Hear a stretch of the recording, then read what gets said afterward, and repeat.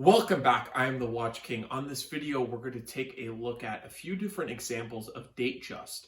Now, the Datejust model is probably the best entry point into the Rolex landscape that's at that 36 millimeter. And we're going to be talking about why you should not buy a 1601 before looking at some of these examples. Jumping into it right away, on my desk we got three incredible Datejust, each special in their own way.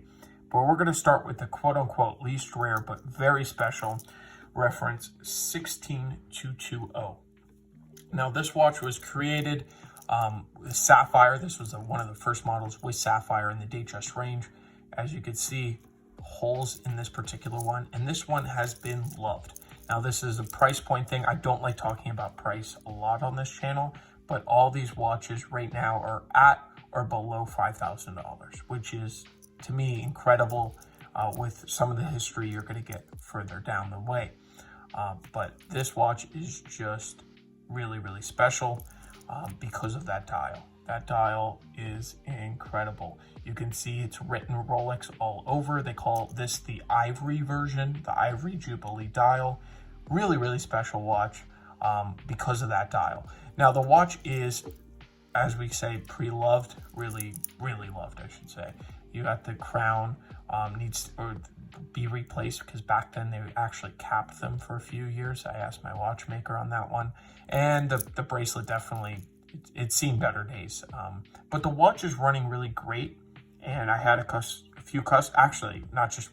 customers come up to me and just say, offer me the watch like this. And instead of spending all that money, getting it serviced right away, offer it to me like this. Maybe it can save some money instead of me sending it to service and then having to charge the customer.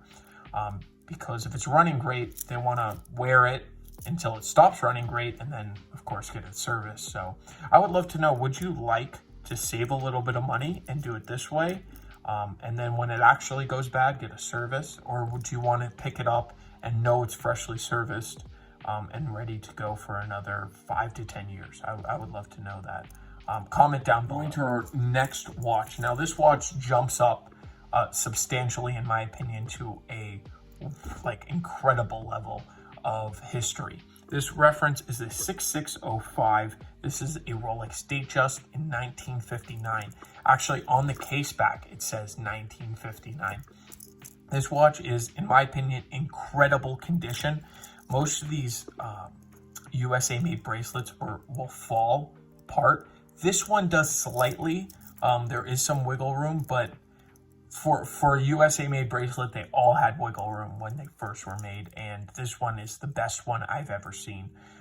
And we'll get to the actual end links here in a second. But there's one red flag with this watch, and I'll let you comment down below. I'll give you 3 seconds to decide what is wrong with this watch. And let's see. All right. Hopefully you paused it, comment down below. And if you said the dial, you are right. This dial is not something that Rolex produced. In person, actually, it looks a lot better than it's coming out on camera. But it's this blue, this darkish blue. And what really got me was the horrible thing is that they actually painted over the original. Because this is how, you see how Rolex is in, I don't think they used white gold, maybe stainless steel back then.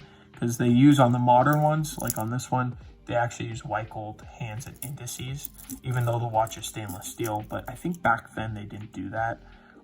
It might be steel, it might be gold. Doesn't really matter that much, but that's something unfortunate that happened with it.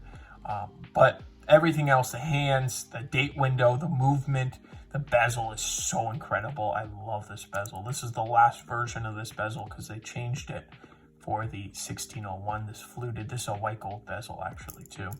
Now, going back to the bracelet, the incredible part is, look at the condition. I really don't think that this has not been polished, in my opinion. Looking at everything, it's actually super crisp, thick case. You can see the scratch, there's like barely any scratches. For 1959, it is just incredible watch. But going back to the bracelet, finishing this off, it has the original 50 end link. There it is. So that is the original 50 end link on both sides. That's USA made.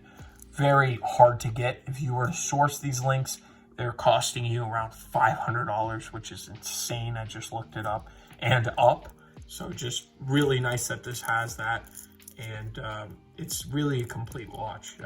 The only thing that they're missing are the box and papers. So last watch up here, and I want to say best for last because this watch is incredible. Looking at it, doesn't look crazy. There's another red flag about this watch. Comment down below.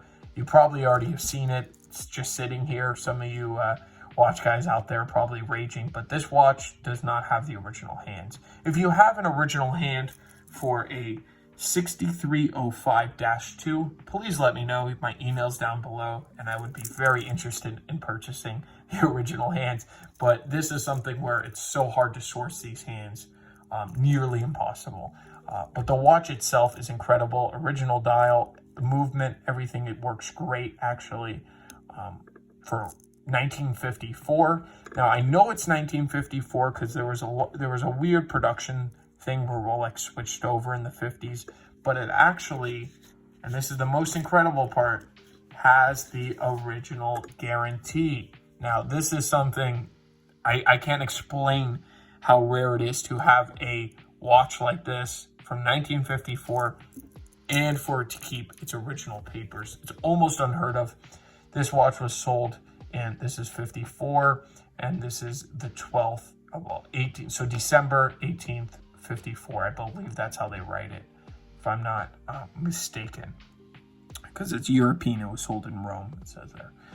Very, very cool watch. Everything matches, serial number matches, everything.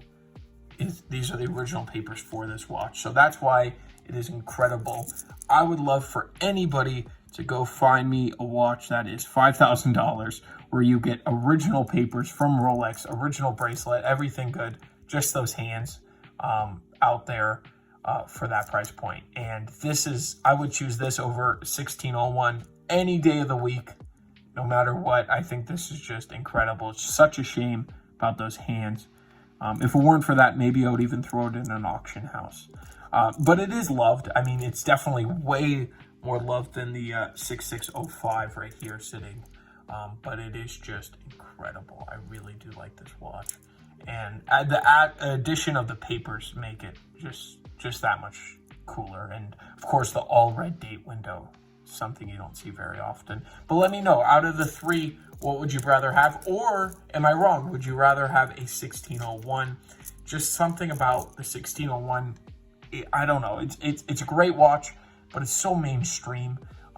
And definitely, if you want something, well, you'll get to see the inside of these two watches because their movements are truly incredible. Let me know, what would you have out of the three, and or would you still would love a 1601?